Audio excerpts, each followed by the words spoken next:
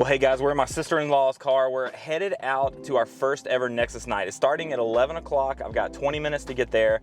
And up for grabs today, top 4 is gonna split the decks out of a Proving Grounds box because our LGS only got one. We're taking Teemo. I've never taken camera equipment to the TCG shop, so I don't know. I wanna shoot this like a vlog, keep you guys as updated as possible, hopefully get some gameplay depending on who we're paired against and if we're comfortable setting up the big arm and recording from my phone. But either way, let's get to the shop. Hopefully come in top 4. All right, here we go. We're getting ready for round 1. My boy Chris hooked it up with the Monster Nitro. Tough to find, but if you can, they're the best monster out there. And then we picked up the Devil Fruit Volume 3. I don't play One Piece, but I love these Devil Fruits. I like the show, so I like to keep them on my desk or on my shelf at work, just to kind of show off because I do like One Piece. The show, not the game. But here we go. Getting pairings for round 1. Rocking Teemo. Let's do a quick deck rundown of what I played in the tournament. Now, this is after the fact, so I can give more insight to the cards and what I liked and didn't like. But I was running Teemo Swift Scout, and what he lets me do is I can pay 1 energy instead of power to hide a card, which is huge because we're hiding a lot of cards with Teemo. And I can also pay 1 and exhaust him to put a Teemo from the board or the champion zone into my hand.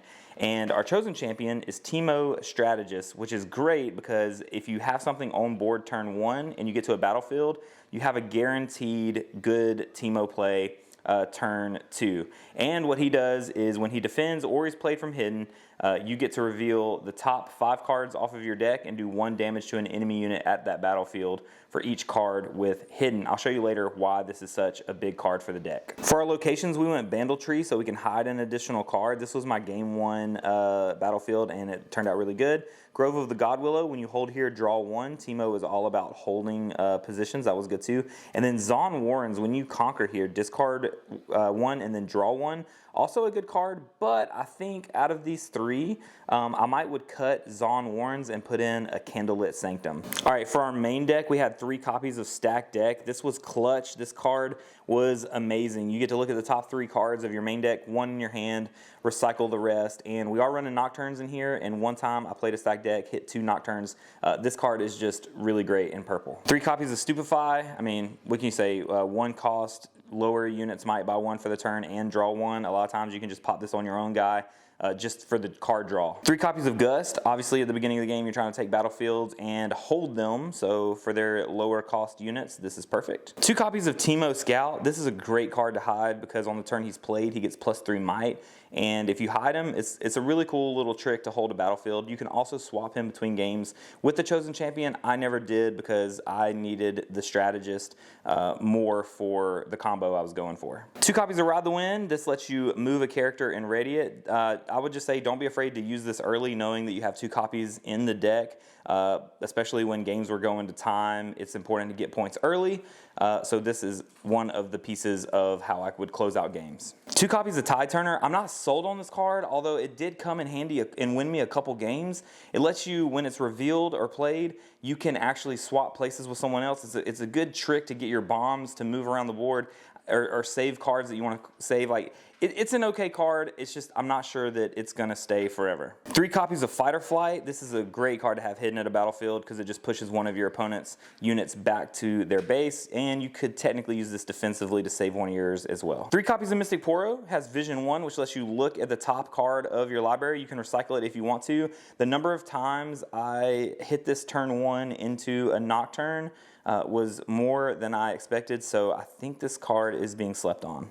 3 copies of Ravenbloom Student. This is the best 2-drop in blue. Every spell you play gives it +1 might for the turn. We're hiding a bunch of cards, we're revealing a bunch of cards, so this card gets buffed frequently. 1 copy of Invert Timelines, because I only had 1 copy at the time, and I think it can be used really good to disrupt hands, especially against like a Kaisa or a Yi. 2 copies of Sprite Call. This is another hidden card that you can just activate and surprise them with an extra 3 might sprite. 2 copies of Consult the Past. This should probably be 3, but as a hidden card, and responding later, getting to draw 2 cards. Like, this is just a great card. 3 copies of Ember Monk. Remember, we're hiding a ton of cards, and whenever you play a card from hidden, it doesn't have to be at their battlefield. They're still going to get the +2 might for the turn. 3 copies of Nocturne, who has ganking that says when you look at cards in your library but don't draw them and see me, you can pay 1 power to play me. And so you've got your Teemo Strategist, you've got your Stack Decks, your Mystic Poros. There's so many ways to trigger Nocturne, and it happened pretty consistently for me throughout the day, and it turned out to be a really good play. 2 copies of Riptide Rex. It was really good for the day. I don't think long term, just because it only hits 1 target, but being able to basically kill almost anything and have a 6 might unit on board was really useful. And then our finisher was Dr. Mundo, hopefully with that Ride the Wind combo, which happened frequently. People just didn't have ways to deal with the Mundo, and that was my closer. Now, I do think that this deck needs the Thousand Tail Watchers and other ways to close the game besides just relying on Mundo, because at times I felt myself running out of gas and these just weren't enough to close the deal. All right, we're 2 rounds in. I'm 1-1. Beat Victor round 1, lost the Jinx round 2 in 3 games. It was pretty close. Could have played a little tighter. Here we go, round 3. All right, we just finished round 4. I'm 2-2. I've lost to a Victor and I lost to a Jinx. I just beat a Set. We're not gonna finish top 4, but that's okay. I'll show you why later. And I am going to play out round 5 just for fun. All right, we're walking back to the car. We finished 2-3, didn't get blown out by anything. All of my losses went to 3 games. So Teemo is a ton of fun, honestly, with the hidden stuff. I feel like he's just missing a few things. And we'll talk about that when we get back to the house. My boy Tanner actually lost round 1, ended up winning the whole thing, took home the Master Yi deck.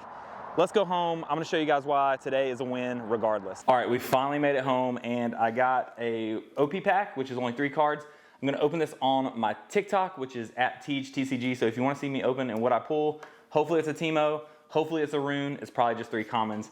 Head over to my TikTok. But the cool thing is, I had 2 packages waiting on me when I got home. Let me show you what's inside. This first package, I really was hoping would come in before I left this morning.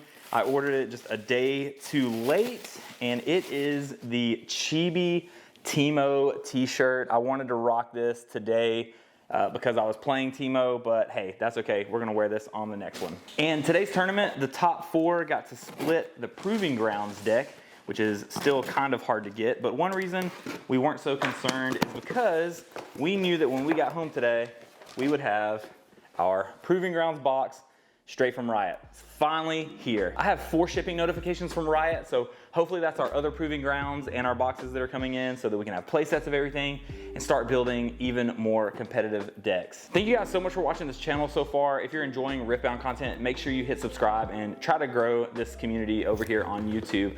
Also, I just wanted to say that going forward, I'm gonna try my best to actually get gameplay footage. I was a little too nervous, out of my element today, but know that that is coming. So thank you guys so much, and stay tuned for more Riftbound.